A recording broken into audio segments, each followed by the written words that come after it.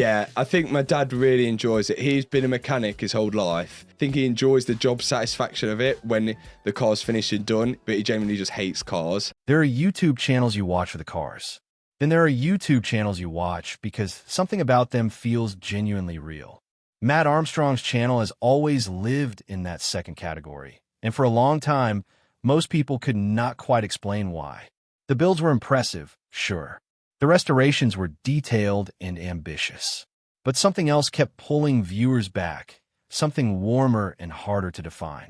For anyone who has followed the channel long enough, the answer was never really a mystery. It was always Tony.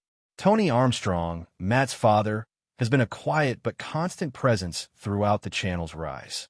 Not in a loud or attention-seeking way, but in the way that only a father who genuinely knows his craft can be. He shows up in the workshop. He leans over an engine bay and says something that changes the direction of the whole project. He spots the thing nobody else noticed, mentions it calmly, and then steps back. For years, audiences watched this dynamic unfold and found themselves wondering about the real story behind it. How much of what happened on screen was real? How much of Matt's success was built on his own hands? And how much came from having a father with decades of automotive experience standing just off camera? Those questions circulated for a long time without clear answers. People speculated. Some gave Tony full credit and suggested Matt was essentially a face for his father's knowledge. Others dismissed Tony's involvement entirely and said Matt had built everything independently. The truth, as it almost always is, sat somewhere more interesting than either extreme. And recently, Tony finally decided to address it directly. The speculation about Matt Armstrong's early career began long before the channel reached the kind of numbers that attract serious attention. In the automotive community around Leicester, conversations started quietly. People who knew the family, knew the garage, and knew the local scene had their own versions of the story. As the channel grew and the audience expanded, those local conversations became online discussions. And online discussions have a way of becoming something much louder than anyone originally intended. The central question was always about credit. When a young creator starts producing rebuild content at a level that impresses seasoned mechanics, people naturally wonder where the knowledge comes from. When that young creator happens to have a father who spent his career working on cars, the assumptions write themselves.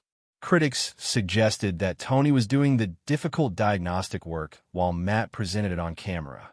Others believed that the garage itself, the tools, the space, the established relationships with parts suppliers gave Matt an unfair head start that most automotive creators simply do not have access to. What made these rumors stick was the fact that they were not entirely without logic. Automotive work is genuinely expensive. Workspace is genuinely hard to come by.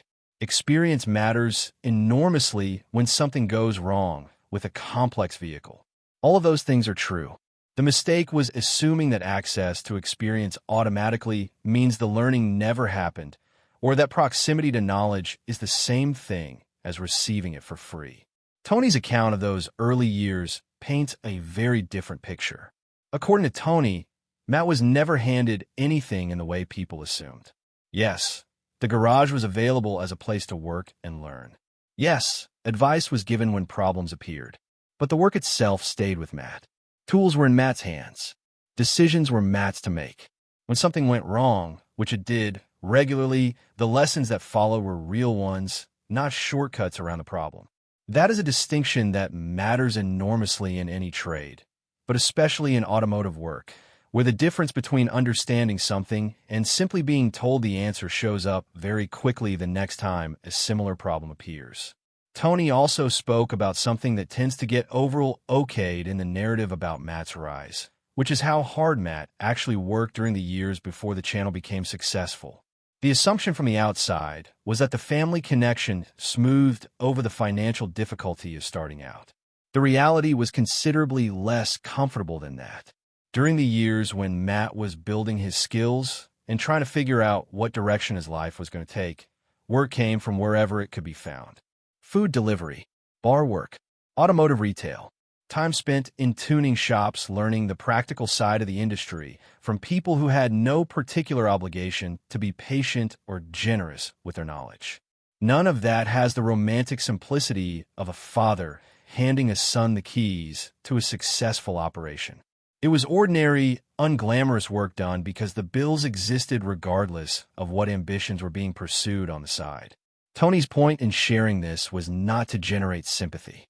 It was to correct a fundamental misunderstanding about what the early years actually looked like. The garage was a place to develop skills, not a place to avoid developing them. That difference might seem subtle from the outside, but anyone who has worked in a trade understands it immediately. There is an enormous gap between being around expertise and actually acquiring it.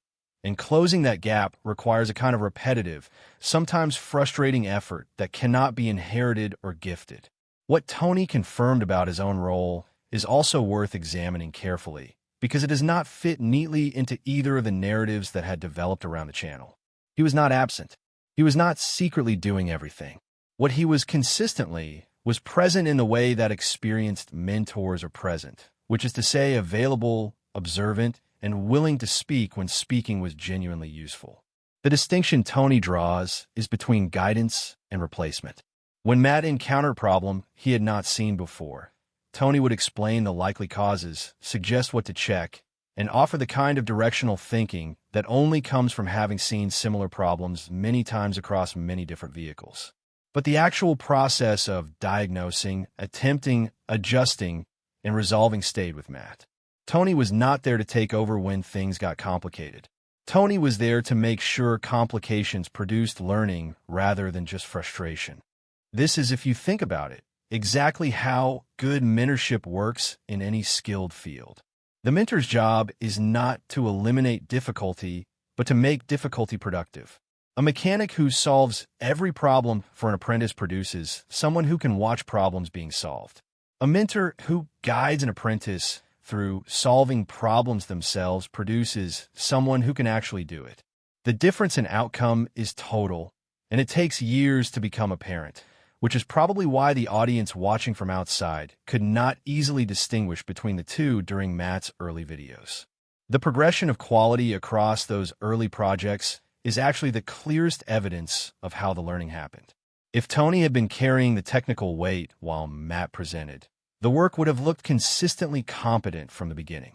Instead, the videos show exactly what genuine skill development looks like, which is uneven, improving, occasionally surprising in both directions, and gradually more confident over time. That kind of art cannot be faked, and it cannot be produced by someone else doing the difficult parts off camera.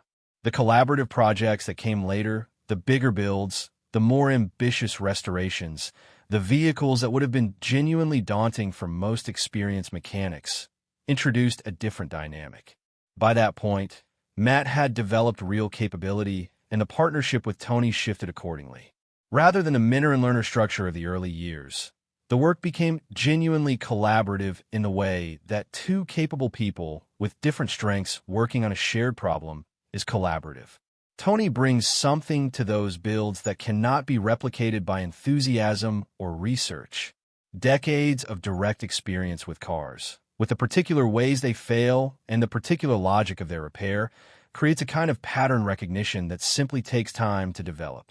When something unexpected appears in a restoration, Tony often recognizes it from something he encountered years earlier under completely different circumstances. That recognition saves time, prevents costly mistakes, and sometimes changes the entire direction of a project. Matt brings something different and equally essential: the ability to communicate what is happening to an audience that cares about following along requires a completely separate skill set from the mechanical work itself. Knowing which moments matter, how to explain a complex process without losing people, how to make the frustrating parts of a difficult restoration feel like part of a story worth watching rather than just problems in need of solving, all of that is craft in its own right.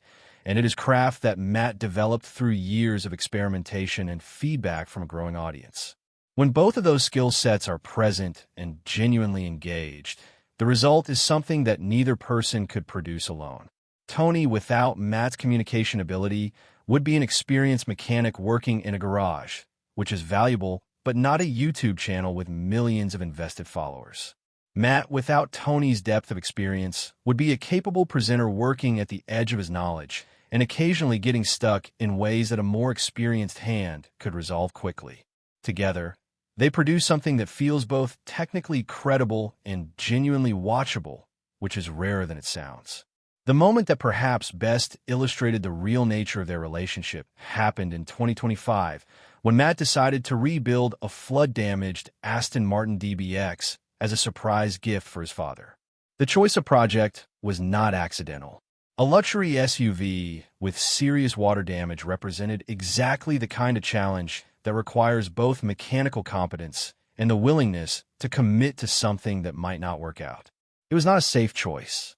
It was a meaningful one. The fact that Matt chose to take on something difficult as a way of expressing gratitude said something important about how the relationship had developed over the years. This was not the gesture of someone who felt he owed his success to his father in a transactional sense. It was the gesture of someone who understood what genuine support had meant during the years when nothing was certain, and who wanted to honor that with something that required real effort and real risk. The response from the audience when that video appeared was striking.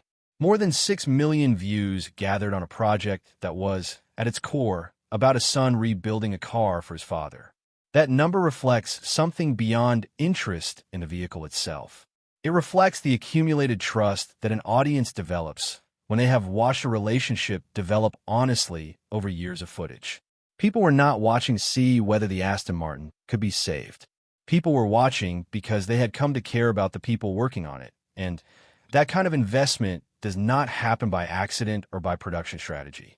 It happens because the relationship being shown is genuine. Tony's willingness to finally address the rumors directly is itself revealing. For years, the speculation existed, and Tony did not feel the need to respond to it. That restraint is consistent with everything about how Tony operates on camera, which is to show up when the work requires it and step back when it does not. The decision to speak out now suggests that the misinformation had reached a point where silence was beginning to allow a genuinely false picture to solidify. What Tony confirmed is not exactly what either camp of speculation expected. He did not confirm that Matt built everything alone and that the father-son dynamic was purely incidental to the channel's success. He also did not confirm that Tony's experience was the hidden engine behind everything viewers were watching. What he confirmed was a genuine partnership between two people with different strengths, built over many years, on a foundation of mutual respect and honest hard work. That confirmation matters because it corrects a tendency that shows up frequently when audiences try to understand creative success. The instinct is to find one explanation, one source, one reason. Either the creator did it alone, which is an inspiring story, or the creator had help, which is a less inspiring story. The actual situation is almost always more complicated and, honestly, more interesting. Two people with genuinely different abilities contributing to something that neither could have built alone is not a story of advantage or deception. It is a story of how skilled collaboration actually works. The automotive YouTube space is crowded with channels that follow predictable formats. Cars are sourced, rebuilt, and presented.